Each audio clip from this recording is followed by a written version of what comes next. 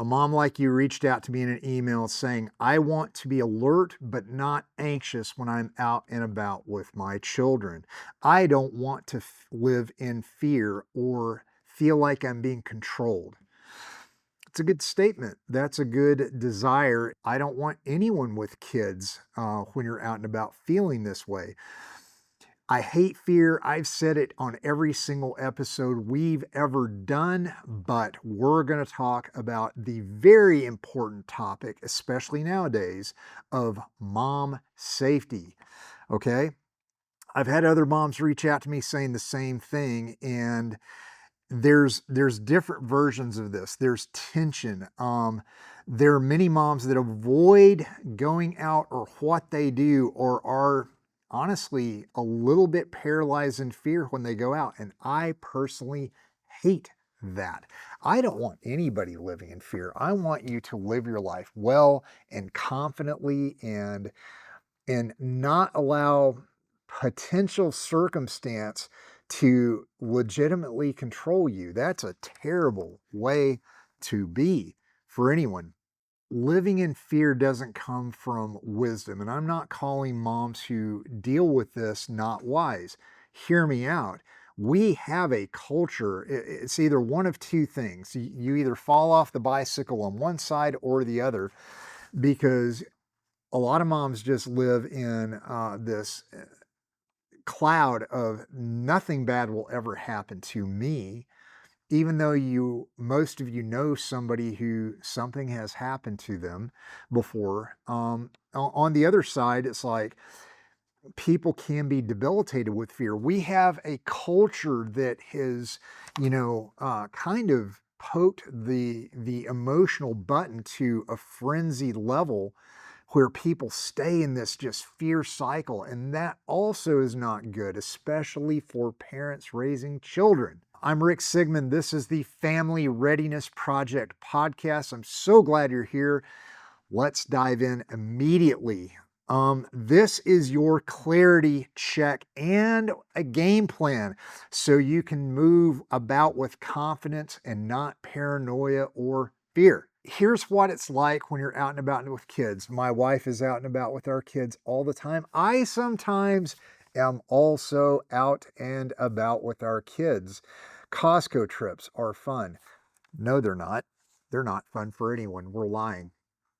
But anyway, what can kids do? Kids can be, I've also observed other parents out and about with their children. Here are some not just anecdotal observations, but real life situations that in the past I've had to help clients with and work through some of these challenges, so to speak.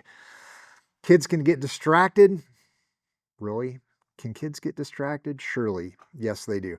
They run, they ask questions, they're fussy, they grab things, they talk to people. My children talk to people. Sometimes people talk back, sometimes they don't.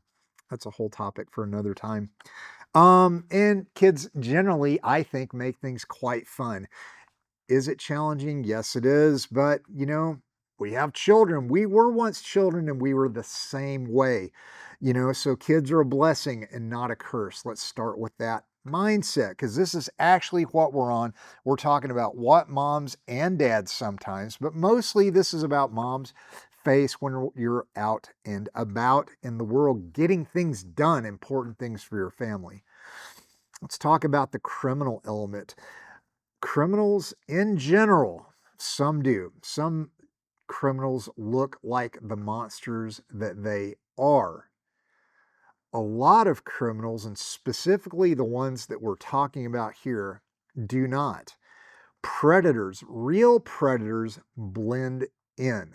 They look like approachable, winsome, and normal people, and predators are very aware of what's going on. We'll get that. This is actually an important point. They rely and predate upon distraction and opportunity and assumptions. What does that mean? Distraction, well, Distraction leads immediately to situational awareness. It's a rare commodity this day and age because our culture is noisy. I keep saying the word complacent, but don't want it to come from a point of accusatory language. We, I'm saying we, because as a culture, we've become complacent because we rely on the safety of our culture. And our culture is relatively pretty stinking safe. When something catches on fire, the fire department shows up. When something happens to somebody physically, EMS responds, as well as firefighters, because they're usually the first on scene. When bad things tend to occur, or things of questionable intent happen, we can pick up the phone and call the police, okay? It's not that our first responders, our EMS, our fire, our police do not want to prevent things from happening, but as we've stated before, they are responders, not necessarily preventers.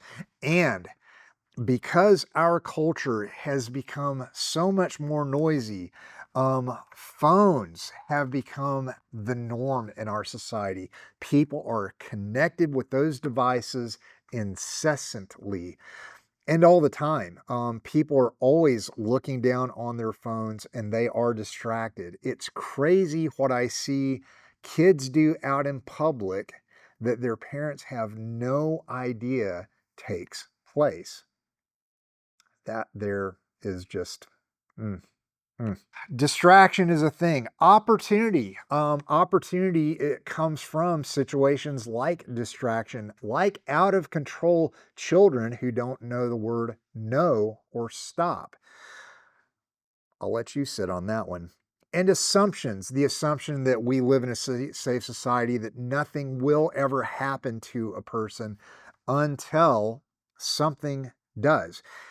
And again, I don't wish anything to happen to anyone. I hope you have the most boring life in this sense possible. I pray that the only adventure in your life is adventure by choice and desired action upon that adventure. You want these exciting things to take place. I don't want exciting things to necessarily happen to you and yours when you're out and about. But sometimes they do, okay? And more, predation is on the rise in the United States of America. I follow the FBI statistics. Violent crime is on the rise. Acts of predation against children and women is also on the rise. Crimes of opportunity have been peaking and hockey sticking on a chart lately. But listen, being prepared should not be paranoia, okay? Being ready, being prepared, which is what this is all about, what my Family Readiness Project and your Family Readiness Project is all about. It means moving moms and dads to a place where we are purposeful with everything that we do.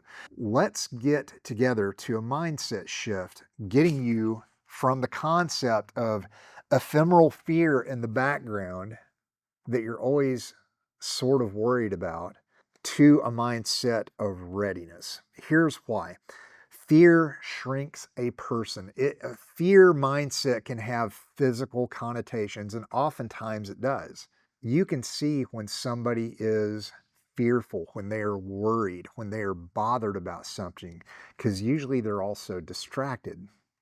It's true, because they're not focused on outward influences. Usually, they're worried about their person or specifically what's immediately around them, and they're not paying attention. Okay, they look shrunken. It's a physical shrinking that can take place. Awareness is the opposite of that. Awareness sharpens the person. It fills out the person. Okay. Predators in the wild and in reality of human on human contact, predators avoid the aware. Fear is reactive. Readiness understands the situation, makes plans, and leads with confidence. Practical calm versus nervous chaos is where we want to get you to. We don't want you to be in nervous chaos. And everybody knows maybe you're a parent that lives in nervous chaos. I hope not. There are resources to help you, and it's generally not me. I'm I'm not that guy. I can give my opinion and some advice in that area, but there's definitive help out there for parents wanting to cross that threshold into more control with how they interact with their children. I am not a child psychologist. I do not want to be one. I do have kids and I love them. I love that you have kids and I want to protect you and your children. That's my lane. I'll stick in it. Practical calm. What does that mean? We want to teach your brain, your mind, and your mindset to understand the concepts of what's out there and be able to spot those red flags so that you do not overreact when potentially confronted by something that is out of the norm. Okay? I don't want you to overreact later when something happens. We can train you mentally through those things so that instead of being shocked and freaked out by a situation, you've already thought through some of the potentials, and that gets you on a completely different level for how to act when faced with something that you've proactively and preemptively considered and thought through. Faith and wisdom equal protection with peace. You are your family's protector. You don't have to be parent from fear. You have to lead with your eyes open, with your mind ready to deal with these sticky and uncomfortable situations. Mindset. I hammer on mindset because it's actually the most important thing before you leave home. Okay? Mindset. Instead of being fearful, you do want to be proactive. Instead of allowing fear to manipulate and control you, your mindset of understanding and awareness gives you the power to navigate throughout your day from confidence and with freedom. Practical, tactical portion. Before you leave your home. We've already covered mindset. Bad things can happen. There might be bad people out there, people with nefarious intent who may or may not want to do you and your family harm. How dare they? May it never be, because you're the mom, the protector of your children. You are that first line of defense, and they will not cross your path without your consent in nefarious ways. Okay? Rah. Be the lioness that God made you to be. Before you leave home, talk to your children. Yes, of course, this needs to be age appropriate. You've got wee itty bitty squishy ones. Well, they're in your arms most likely in a stroller and all these things, which leaves it to you. Kids aren't going to be in that situation crazed, running about and out of control. They might be loud. They can be very, very loud. They can be distracting, okay? Time and place, Mom. Do things that will mitigate those things and be ready for those situations before you leave the door, okay? But if you have older kids and they are able to be spoken to in these senses, pre-brief them. We are going out. We're going to this store. We're going to that store. I still do this with my kids because we've got smaller children, and sometimes they're crazy. And so we need to remind them from time to time, listen, when you're out with either me or mom and we are out and about in such and such store, you will not act insane. You will listen. You will say, yes, ma'am, you will help. That's the expectation. Is it perfect? No. But does it help? From time to time, it can. And you're putting them on notice because when we're out and about, we talk about the next thing. Words. There should be words that when your kids hear these words, there is an understanding of response expected. Okay. I like clean and complete English for many things. If I say freeze, you freeze. If I say stop, it means stop. And we don't need to get to stop number 2 and stop number 3. The first stop must be it, moms and dads. This is a mindset for you. Okay, set this precedent and maintain it. Am I telling you to be harsh and mean to your children? No. But your children must respect you and your authority in order to function with you, especially when you're out and about in public in a situation where you cannot necessarily control everything. Do you want to, manipulate and control your children like little robots? No, you don't. But they should be able to respond to you and listen to those commands. I also like code words, not cold words. Cold words are not nice. But code words are important. Having a family word, I'm not going to tell you what to say, what to think, but have a phrase or a code word that is not commonly used day to day, but it means something. Okay, it means something to your kids. It can mean, hey, get close. I'm looking around my desk and I have weird things on my desk. So I'm gonna look at that. Oh yeah, I got a copy of the United States Constitution. Okay, it's on my desk. And so let's pretend that Constitution is one of the words that I say to my children. It's not. I wouldn't say that, but it's a pretend word for right now for this video. And I say Constitution. They understand implicitly, because we've gone over this before. It's like, stop playing, stop doing silly stuff. Something has alerted mom and or dad. You will get close to me immediately and you will pay attention as if your life depends on everything I am saying and doing right now. That's appropriate. Okay.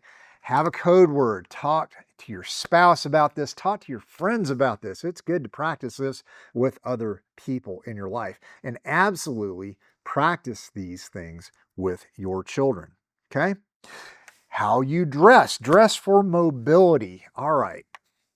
Wear comfortable shoes that you can move in. This is giving all moms permission.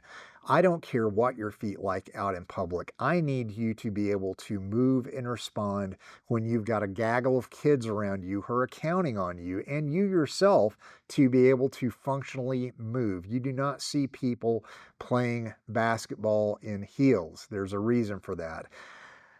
Man, oh man. Think properly. Do you need to wear sweats all the time? No. Look nice, look appropriate, look put together. We're not saying don't. But there are better things that you can wear in clothing that allows movement and freedom. Not something that's going to be hung up on things or tight fitting. No, don't do that, please. Okay, have a bag that you can sling over your shoulder so your hands can be free. Hands are what can hurt people. Hands are also what help people. Okay, your hands are a tool to grab a kid, grab an object, push somebody away, point a finger. Hands are great. They can do things. Okay. Um, Keep distractions. It says, my notes say low. I was wrong when I wrote that. Don't have distractions when you're out and about. I'm being serious. Like, no AirPods in your ears. Don't continue the conversation from the store transitioning into the car. Leave your car running if you're in an important conversation and you're pulling them to Target or wherever. Sit on the back 40 of the parking lot where you have a clear line of sight around you. Don't park next to the creeper van not knowing it, Mom. Don't do it. Probably should limit conversations while you're driving anyway, even if you have earpods in. When I get important conversations or distracting conversations, pull over somewhere, keep the doors locked, finish the conversation first, take your earpods out, put them back where they go. Don't stick them back in your ears when you're going into the place that you're transitioning to with your children, because I want you cogent and aware and ready and capable. I don't want you distracted, number one. I also don't want you to be surprised by something that will shift you from that aware ready mode into a fear, flight, fight, freeze response. That's not good for anyone. Basic safety tools. Your phone is a safety tool though. If you get in a situation where you need to call someone for help, like 911 or a friend or your spouse, have it on you, have it available. Yes, you always need your ID and stuff, but think about items of self-defense. And I don't have my keys on me, but the old mom having her keys sticking out of her fingers, that's generally a bad idea because that will hurt you as much as it will hurt someone else. How do I know this? Because we've trained it. I've actually studied case studies where these things happen. Keys can get dropped in a panic. Keys can get all kinds of bad things can happen. And most people don't walk around with keys in their hands, even though they say, well, I can walk around with keys in my hands. You don't. You don't. I'm telling you the truth. Most of you do not. So what do I like? Well, I like pepper spray, pepper gel. I like the Sabre brand because they are very proven and effective, and usually they don't fail. Here's the thing, not everybody is affected by pepper spray or pepper gel. Okay, there are other tools. You can use a flashlight. I like a small flashlight. Do I have a flashlight? Not on my desk. You can have a small flashlight in your hand. You know what I do have on my desk? A pen. Can you see that? You probably can't see that. It's a pen. It's a nice one. It's a big one. You can walk with a pen in your hand, and pens hurt. Okay. Here's the self-defense principle that I begin with when I am teaching women's self-defense classes or initiating self-defense classes. Put hard things in soft places. That's how you make somebody pay attention. That's how you make space and distance. And space and distance is your friend in all these things. And that's how you defend yourself. Hard things stop in soft places. I have stories we can talk about later, and I will share as time goes on. But that's something to remember. I do like tools. You can ask any of my children. I ask them all the time, am I a crazy dad? Maybe. Maybe I am. But I ask them, what is a weapon? And all of them sometimes will roll their eyes because I ask it all the time, but they know I mean it and they are ready with the response. They say, anything and everything is a weapon, Daddy. Because anything and everything is. That fruit in the store, a candle lamp that's beside you, candle lamp. It's like I'm in the 1800s. A lamp stand that's beside you. Literally anything within grabbing distance. A grocery cart can be a great tool to put in between you and your children. Okay. Rocks, clearly. If you can get away with the walking stick, go about with a walking stick or a cane. Feign injury. It's fun. Okay. Sticks are probably the greatest defensive tool that has ever existed on the planet because most of the time, many times, they are readily available and super effective if you know how to use one, if you've trained with one. And yes, you can train with them. Umbrellas, it's a stick with a curve on the end, right? You see what I'm saying here. Anything and everything can be a weapon. Think about things, and yes, practice certain things before you leave home, because this is the before you leave home section of this video. So we just went over pre-brief and talk to your kids, get them ready, have the mindset of you will listen to mom. Yes, we're out and about. We want to have fun in life. Let's continue having fun even when we go places. That's good. But you must listen to mom and dad when you're out and about. Dress for mobility. Keep distractions completely low and gone if possible. And think about basic safety tools that you have on you. A medical kit. I like boo-boo kits. They're fun for kids and they're necessary. All of our kids cut themselves throughout the weeks and months, and it's always good to have something on hand. And I also like putting something somewhat substantial in there. If nothing else, gauze. Take a stop the bleed course. If you take a single course, take basic first aid and add stop the bleed to it. It will go far. Okay. If you have questions about these things, ask me. I love to hear from you guys. These are important. I can give you so many resources on this. It's not funny. Okay. Parking lot protocol. When you're parking your car, if possible, it's not possible all the time. Actually, it's not possible much of the time, but if possible, park near an entrance where lots of people are funneling in. Don't park in the back 40 where nobody notices you or sees what's going on. If it's dark, park beneath a light. Back in a parking spot if possible. Don't nose into a car. Backing out is challenging for many, it doesn't matter who you are, but it's also a distraction. Looking in your rear view mirror, in your side mirrors, you're not paying attention sometimes to what's going on immediately in front of you or to the side. You're looking for other cars so you don't bang into them, but you're not looking at people necessarily.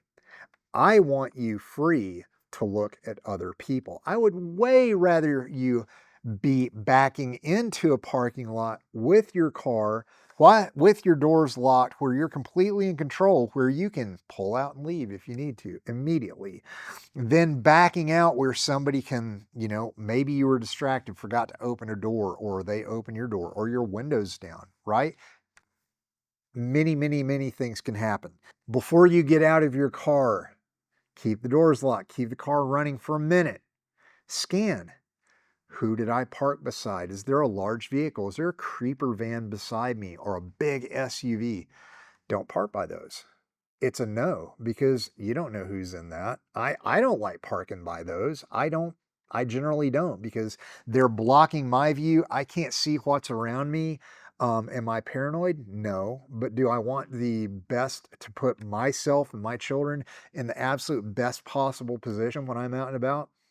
Yes. Yes, we do.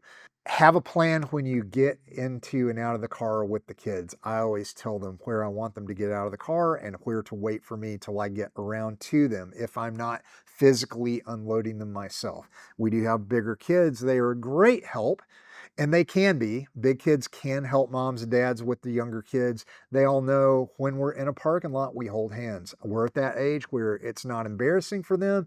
May it never be. And we hold hands in a parking lot. Keeps us together, keeps us connected, keeps someone from running willy-nilly out and about, which I don't like. Kids can get squished by cars because nobody actually pays attention in Costco parking lots anyway. And scan again before you unload the kids. Who's around? Who's coming near? Do I want you paranoid? No. Do I want you freak out? Stay in the car. There's somebody coming by. No. No, no, no, no, no. That's not what I'm saying. But like, is somebody approaching you directly? Okay, that's different than somebody just walking into the store like you are. Have some common understanding of like how people approach, how they're not supposed to, what's appropriate, what's inappropriate, and so on. Okay, now we're moving with the children. We're in the store. Keep your kids in arm's reach or at absolute minimum line of sight. I use my children as little missiles sometimes. Like, I forgot a thing down this aisle, okay? And I will send a larger child to go get the thing while I'm staying with the cart and the smaller kids, and they're good at it and they like doing it. Gives them some freedom, okay? And at some point, can you send them on their own? At some point, yes, you can. We'll get there. All right. Heck, I'll get there in this conversation when it's appropriate, but there's parameters you put around that. So, but I try to keep them in line of sight if at all possible. Okay. But they can go pick something up, bring it back to the cart. But other than that, keep your kids in close to you. We talked about fear shrinks your presence. Awareness expands your presence. Moms, I want you eyes up. I want you scanning. I want you, if you've got a list you're looking at, look at the list on that. Look at your list on your phone, but don't stay there. Don't stay there with your eyes down. Remind yourself what you need. I do this. I take a list with me. I forget everything. Yes, because if I don't have it on a list, I don't know. I don't know what I'm getting. I'm just there walking around. So have your list in your hand or in front of you, or stick it in the car, or make a kid carry it and read it to you. That's a good one. That gives them something to do as well. What else do we need after this? I love giving kids jobs because they enjoy it and it teaches them how to adult. How very important. Okay. But going back to the posture, you want your posture up. You want to walk tall. You want your eyes scanning. It is proven. Okay. The FBI and different organizations have done studies on men specifically who attack women, who walk down the street and look for their victims. And do you know what they look for? They want to look for somebody whose eyes are down, or who they look at, because they're looking at you, and they're trying to make eye contact with you, and they want to see if this is your response. Eyes down, body shifts, I looked away. And there are so many women that do this. When I'm out and about, whether it's working on a detail or out and about with my family or just going places, I will test this. Am I trying to be a creep? No. But this is like validation to see if this is still true. And let me tell you, it's still true. Most women look down and look away. That's wrong. Do you want to stare at them and mad dog them? That's a dude phrase. Don't mad dog somebody like, I see you. No, that's picking a fight, and that's being weird yourself. But you want to clearly look at them in the eyes and make sure that they see that you've looked at them. And then go about your business. Don't look down though. Walk eyes forward with confidence. And that's what they're looking for. If they see somebody who has looked at them in their face and has their head up and they're looking around and they're confident and they're not distracted, 90% of predators will absolutely move on, because that person has seen them and they know it will be too much trouble for them. They want a weak and complacent victim. It is the same when you're out and about with your children, okay? Body position, posture, eyes, okay? Here's an internal thing. Trust your gut. I think I've mentioned it on here already, but there's a wonderful book. It is a very, very, very difficult read. It's by a man named Gavin DeBecker. He began one of the biggest and best executive protection companies on the planet, called Gavin DeBecker and Associates, and it is called The Gift of Fear. I'll actually leave a link in the show notes if you guys are interested, because it's a rough book to read. It's horrible situations, but it's people. The concept is we as a society have very much allowed our culture to push down our gut instinct of fear. We have an innate thing within us, the way God made us, to react like, hey, something's off here. This doesn't feel right. Something about this individual is wrong. And most of the time, and he goes pretty deep in it in this book, is like, we've shut that off as a culture. It's like, oh, these people would never be that way. Something bad wouldn't happen to me. That's wrong. You should always listen to your gut. If it feels off, leave it alone. Walk away from it. Go somewhere else. Do something else. Listen to your gut. Your mom instinct is very, very valid and important. Do I want you to allow that to shift into paranoia? No. Again, no, that's a bad, bad thing. Nobody wants that. But do I want you aware and listening to your gut? Like, why is this guy out here looking at me? I'm glad I said that, because it reminded me of something very important. When you're tall and alert and present and scanning and looking around at what's going on around you, what are you looking for? Well, most people are distracted. I mean, I'm going to use Costco because it's the perfect place.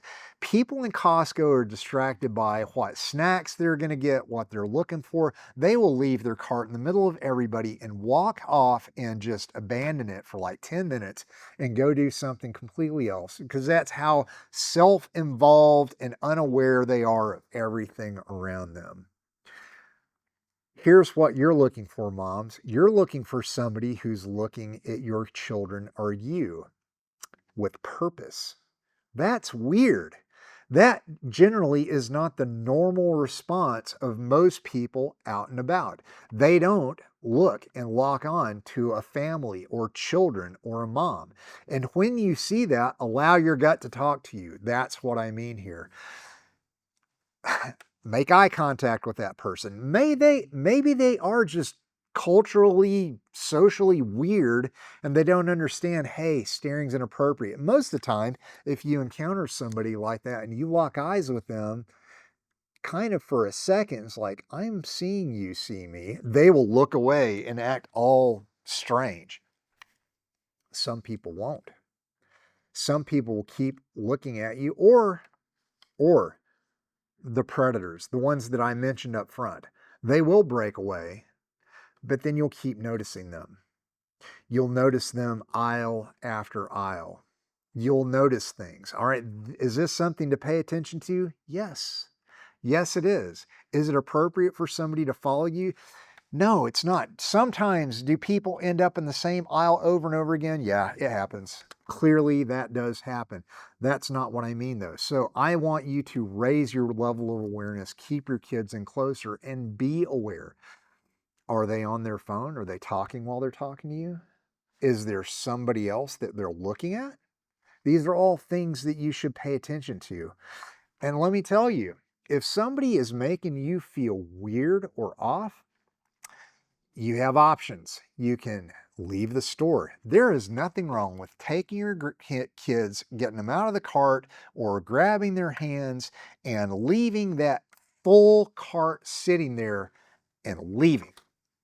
There's nothing wrong with that. Will all the items get back where they need to go? It will. Is it your responsibility to put everything back? It's not. Might you want to let a store employee know what's happening? That's appropriate, sure. Hey, can I talk to a manager? Hey, do you have safety personnel here? Go talk to them, okay? That's good and appropriate thing to do. Teach your kids the simple commands. Go after the commands again. Stop, freeze, stay with me, all right?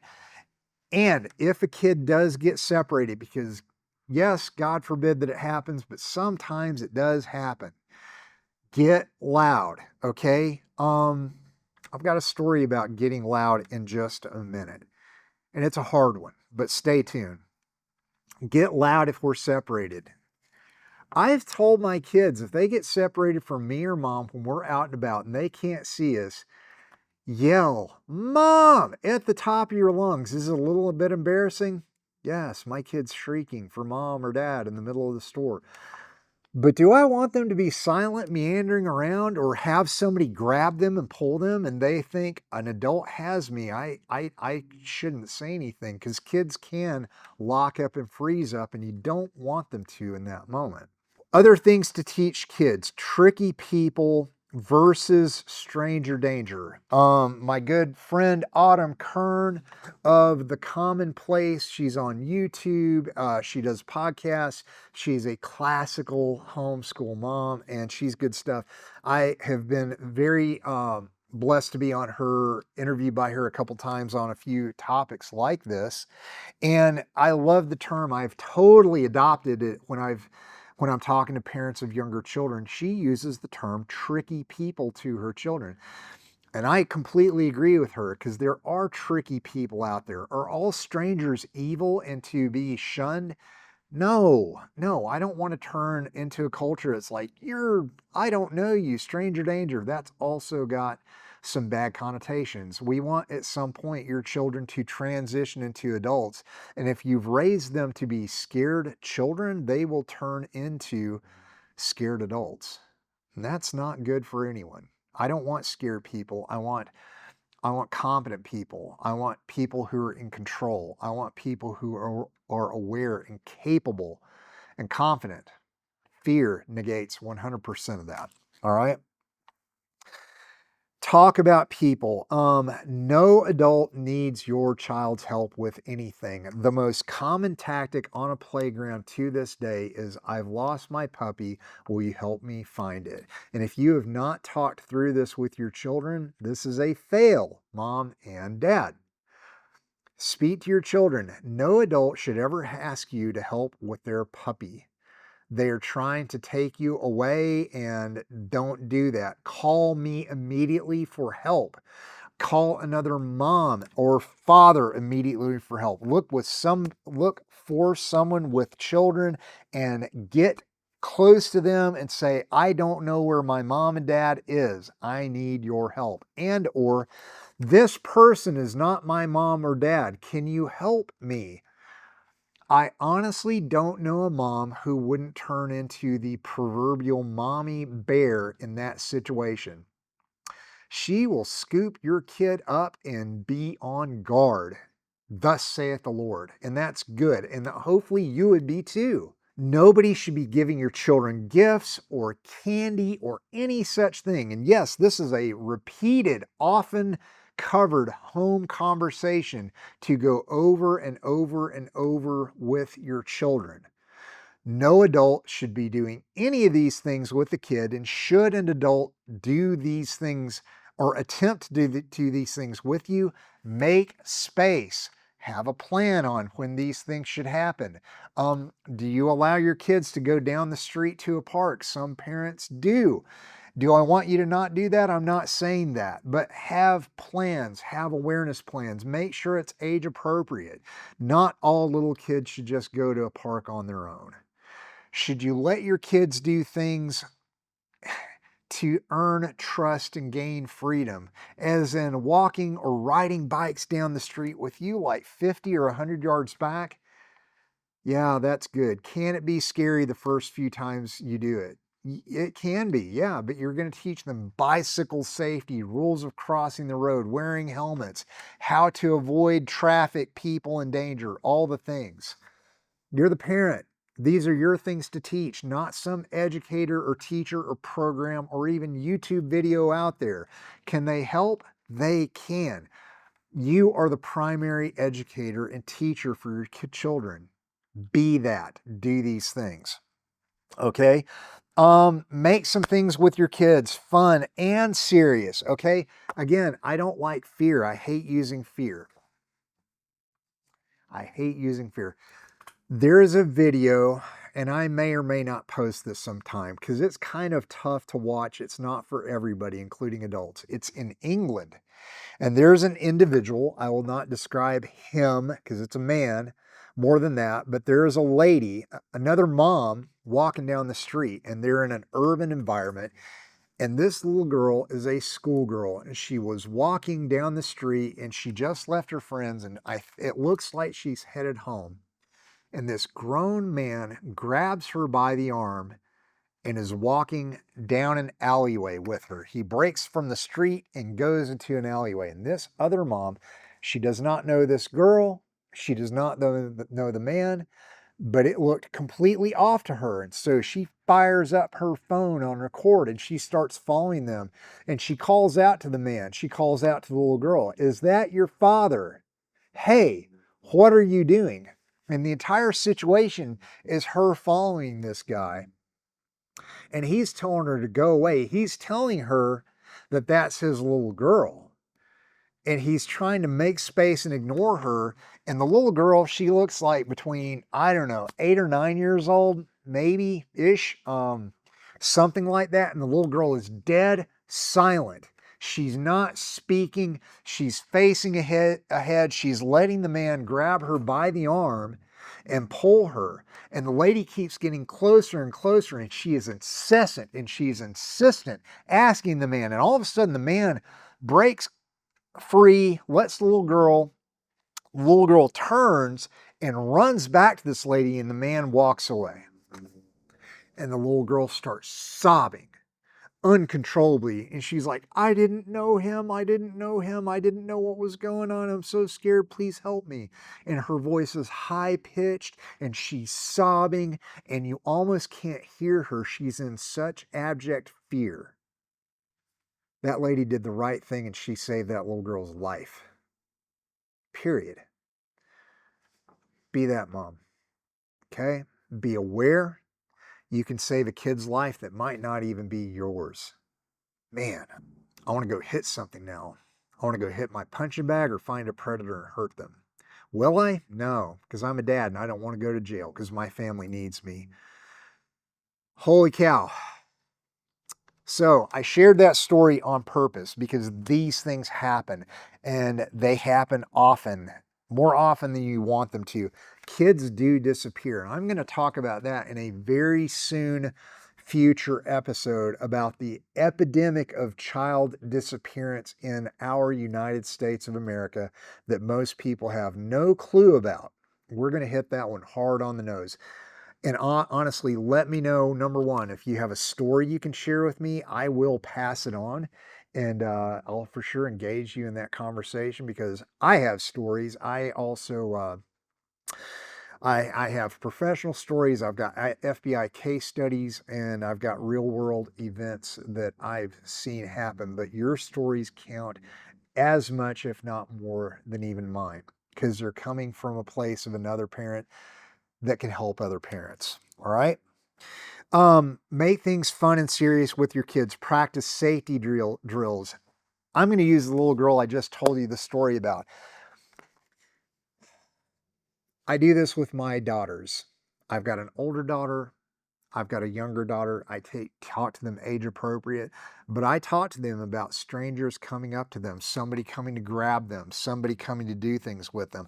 I play with them. Okay, I grab my kids. I roughhouse with them. I play punch with them. I practice boxing and jujitsu with my kids. Is every parent in the world going to do that? No, but man, be a little bit more roughhousing and physical with your children because it helps them developmentally and mentally and all these kinds of things. Moms and dads are safe to rough around with, but there's also boundaries. There's things that shouldn't be done. We talk about inappropriate touching during these times because I'm not going to inappropriately touch my own kids. I don't want anyone doing that. And for sure not another stranger, kid or adult. They need to know how to block and make space and what's appropriate. They need to be used to roughhousing to toughen them up a little bit.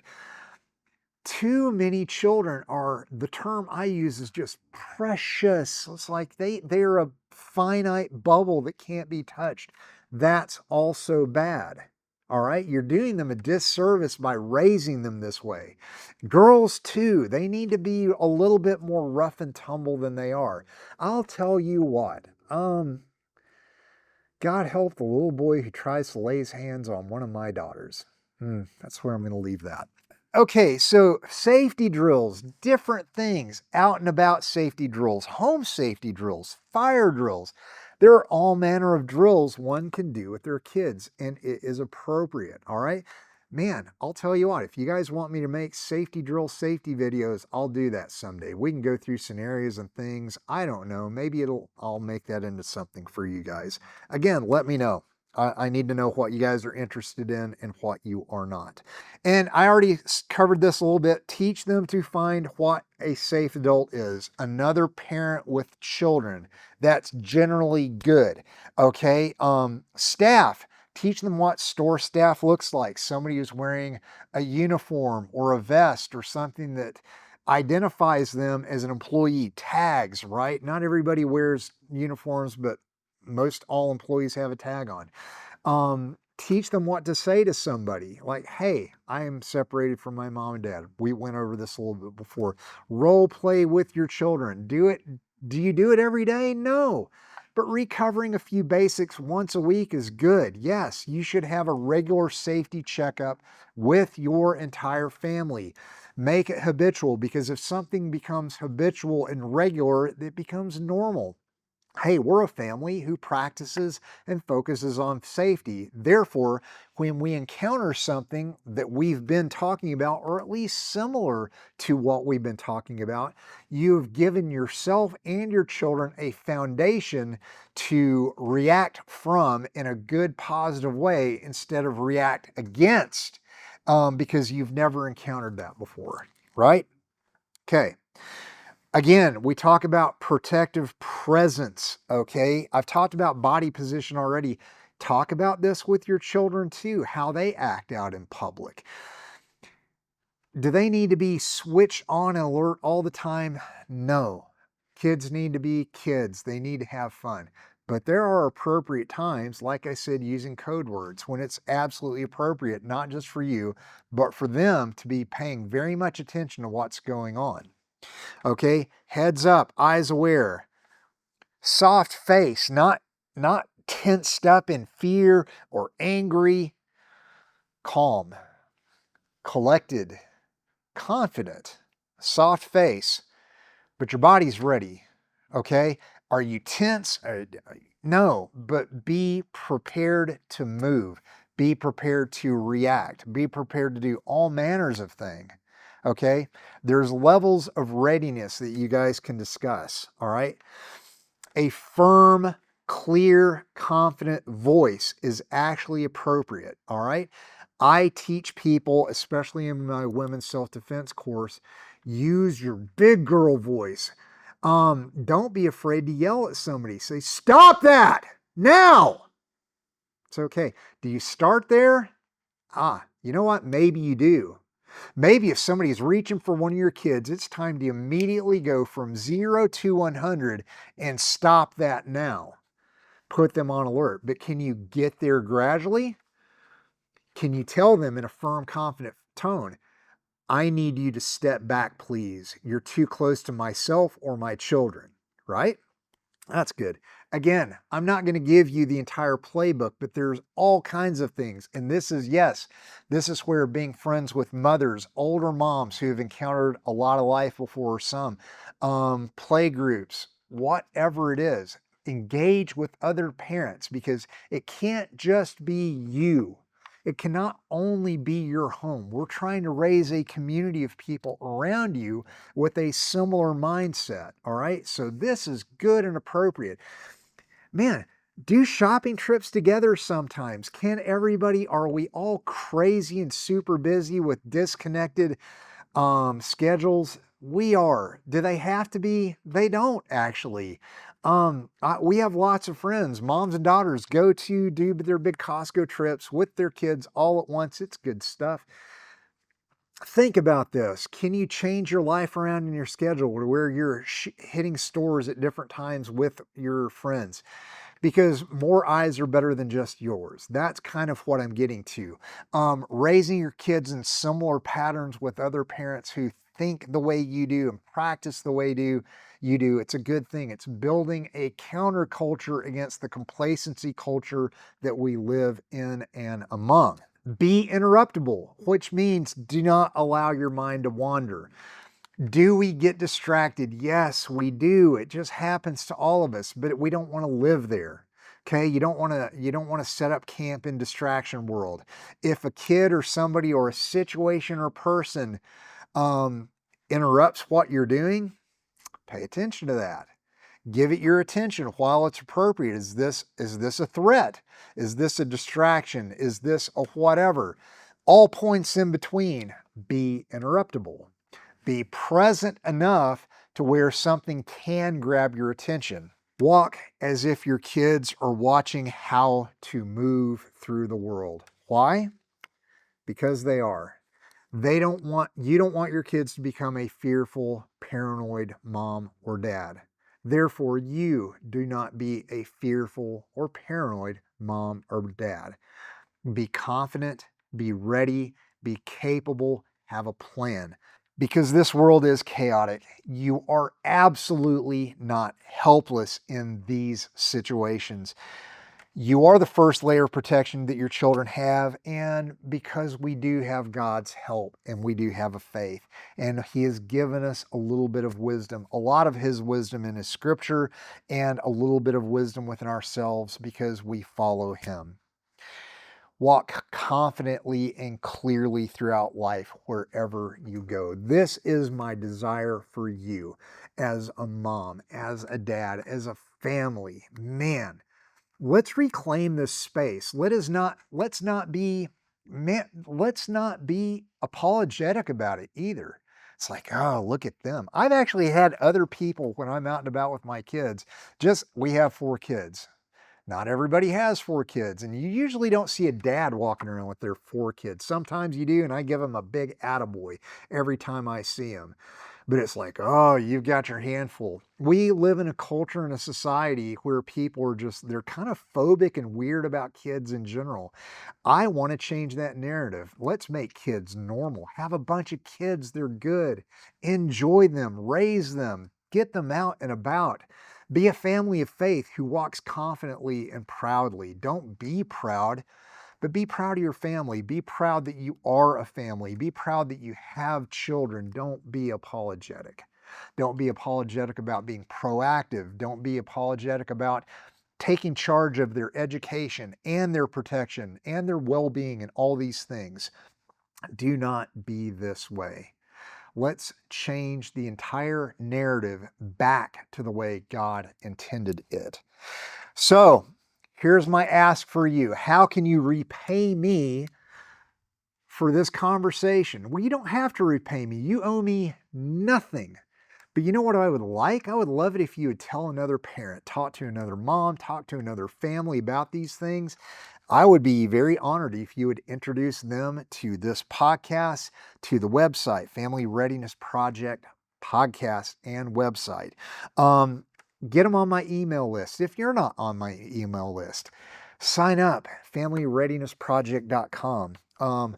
There is training company and it is knocking at the door. I'm working very hard on it. And as you're seeing this video, whenever it releases, it's coming out July 30th of 2025. I'm dating this. If you're post that date, it's available for free.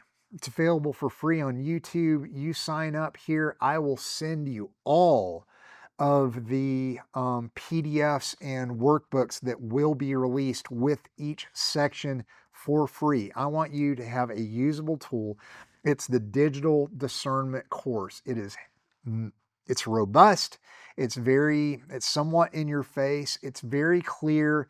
And it's ever evolving. Why? Because the digital threat is the thing that changes in our life. But I want to give you tools as a parent where you can be very proactive with both your children and the devices and influences that affect you and them. That's what the digital discernment course is. I have future trainings that are in my mind on a whiteboard. All kinds of things that I'm thinking about and I want to develop to help families. That's what I want to do. I want to help families. If you're interested, some of you have already reached out to me and let me know the things you're interested in. And are they coming? Yes, they are. Actually, that's how today got here. I got people reaching out to me and other moms, and this was a specific point of interest. They asked, please, will you cover this? I will also cover all kinds of stuff for you all, happily and gladly, gleefully, because that's what I do. I'm a nerd this way. I protect people. Okay. Thank you. Thank you for this. Share this podcast, share our website, and just thank you. Share your thoughts. I would be very honored to hear from you all. You can respond to, if you're on YouTube watching this, please leave a comment. I love them all. If you want to send me a direct email, it's support@familyreadinessproject.com. God bless you and yours. Be safe, be confident, and be a family. Talk to you soon.